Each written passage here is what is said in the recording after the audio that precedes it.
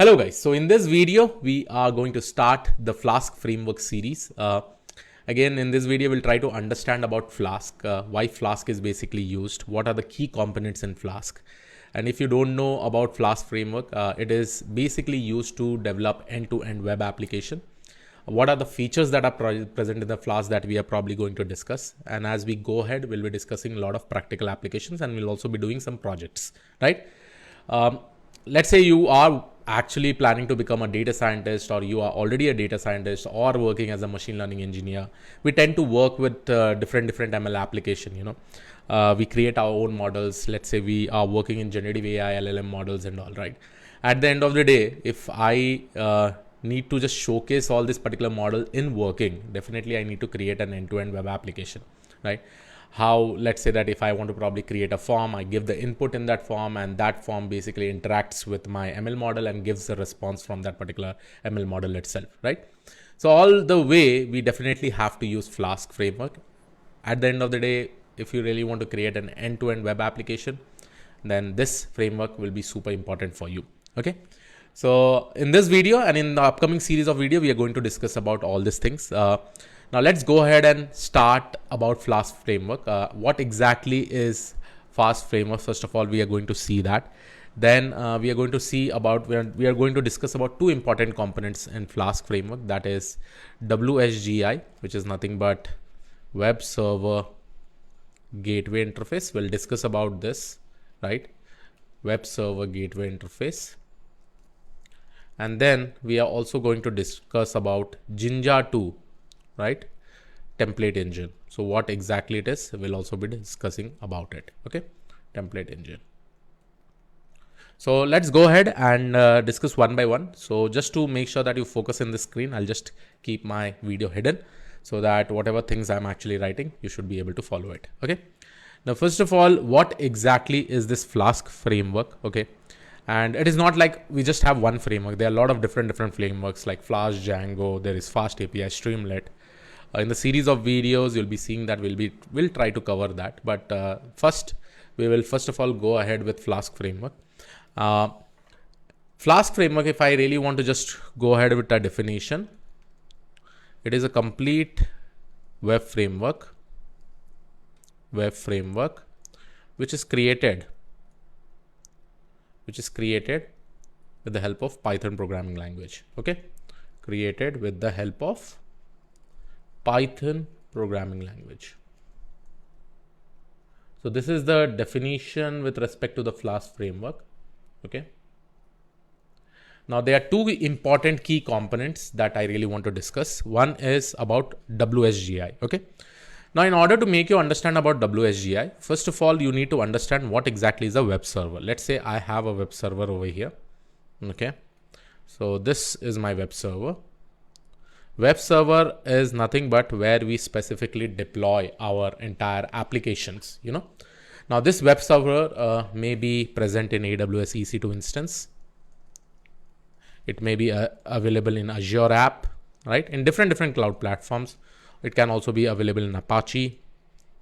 Let's say if you're working with C#, .NET, it may also be an IIS server, right? So different web servers are specifically used based on the requirement. Nowadays, AWS, EC2, Azure, Google GCP, these are the common web servers that we specifically use. Okay. So if I talk about these web servers, these are the web servers that we will be using. Now in this web server, we deploy our entire web application. Okay. We deploy our entire web application. So let's consider that this is my web app. Okay. And this web app is completely created with the help of Flask framework. Okay. This is created by the Flask framework. Now, this entire application is deployed in this web server. Okay. Now, let's say whenever, a request comes from any user. Let's say I want to probably go ahead and see the home page of this particular web app. So I will be getting the request over here. So let's say this is my request one from the end user. This may be my request 2. This may be my request 3. Like this, I may have n number of requests. Now, once we send a request to this particular web server, what exactly happens is that this web server where this web app is deployed. So this web app is deployed over here, right? Now this web server needs to further communicate with the web app, right? It needs to redirect this particular request to the web app. So in order to redirect this particular request to the web app and get the response back, okay, get the response back. So this is my request. We are just redirecting this request to this particular web app. Let's say if I want to go ahead and see my /home page over here. So first of all, the request will come to the web server, and in this web server, this web app is actually deployed, and this home page is going to get redirected into this particular web app. Let's say one URL is /home. The other URL can be any APIs. Third URL can be any functionalities that we really want to use in this particular web app. Okay. Now, in order to redirect this and communicate with the web app, we will be using a very important protocol. Right? Protocol. That is nothing but WSGI. WSGI protocol is nothing but Web Server Gateway Interface. Okay. So let me just go ahead and write it over here. Web Server Gateway Interface. Okay. So this is the protocol that we are going to use. Now, based on this particular protocol, the request will get redirected to the web app. Then this web app will provide some kind of response, and based on that, the response will be sent to the end user based on the request, what they are actually sending. Let's say if they go ahead and search for google.com. Okay, I'm just considering, okay, let's say there is a website, google.com, which is hosted in this particular web server, and it has been developed with the help of Flask framework. If I go ahead and write google.com, so it will go over here, this request will come over here, then with the help of WSGI, it will interact with this particular web app. How that particular request needs to be handled, it will be taken care over here. And finally, we get the response. And here we will be able to see the google.com based on the request 1 or request 2 or request 3.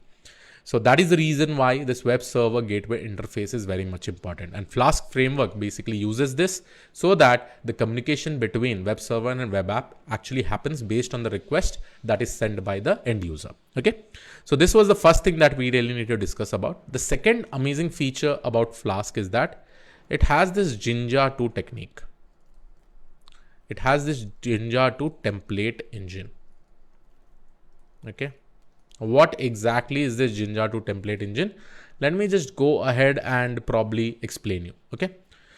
Jinja 2, if I probably consider as Jinja 2, right? It is nothing but it is a web template engine. A very important point. Web template engine. Now, what is the work of this particular web template engine? Okay. The main importance of this web template engine is that it combines a web template, or it combines a web template. Web template basically means any pages like pages in a website with a data source. Okay. With a data source.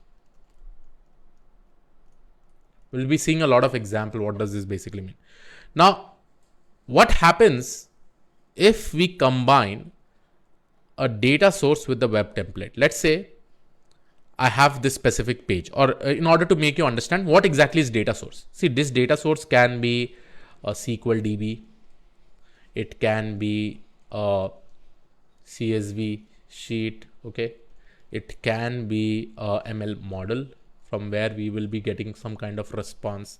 It can be a MongoDB where we will be able to fill some data over here, right? It can be any kind of data source. From this particular data source, we will be getting the data inside this particular web template, and this entire web page will get loaded, right? Web page will get loaded. Okay. Now, what does this basically mean? And let me take a very simple example. Let's say I want to create a web page. Now, inside this web page, I may have a scenario. Let's say there's a place, okay, over here, a upload button, okay, and this upload button basically uploads an image. And let's say my task is to classify whether an image is a dog or a cat. Let's say I go ahead and upload an image, and let's say this is my dog or cat or whatever thing you have. So let's say that this is my cat. As soon as I submit this, right? Now this information that I have in my page, web page, it goes and interact with what? Let's say one of my data sources, ML model.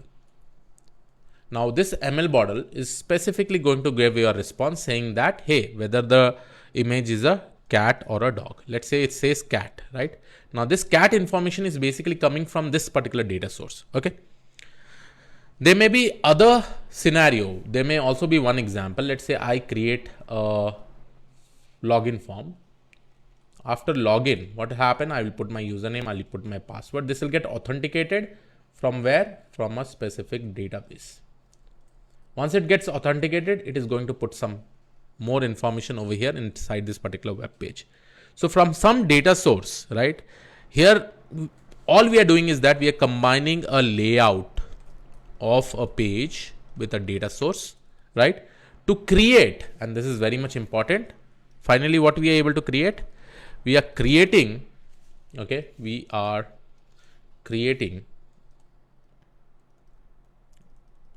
dynamic web pages. Dynamic web pages, right? So this is the importance with respect to our introduction with respect to Flask. You really need to understand about this two important module that is available in Flask framework, through which the entire Flask actually works, right? Now in the upcoming videos, what I am actually going to do is that we are going to go ahead and see more practical application, and we will be doing the entire coding, but this is just to give you an idea like how does a Flask framework basically work. Okay, two important things that you have. One of the protocol is WSGI, which will actually help you to communicate with the web server along with the web application. And the second thing is Jinja to template engine, which will take a layout and it will be able to integrate with a data source so that you create dynamic web pages. So yes, this was it from my side. I will see you all in the next video. Thank you.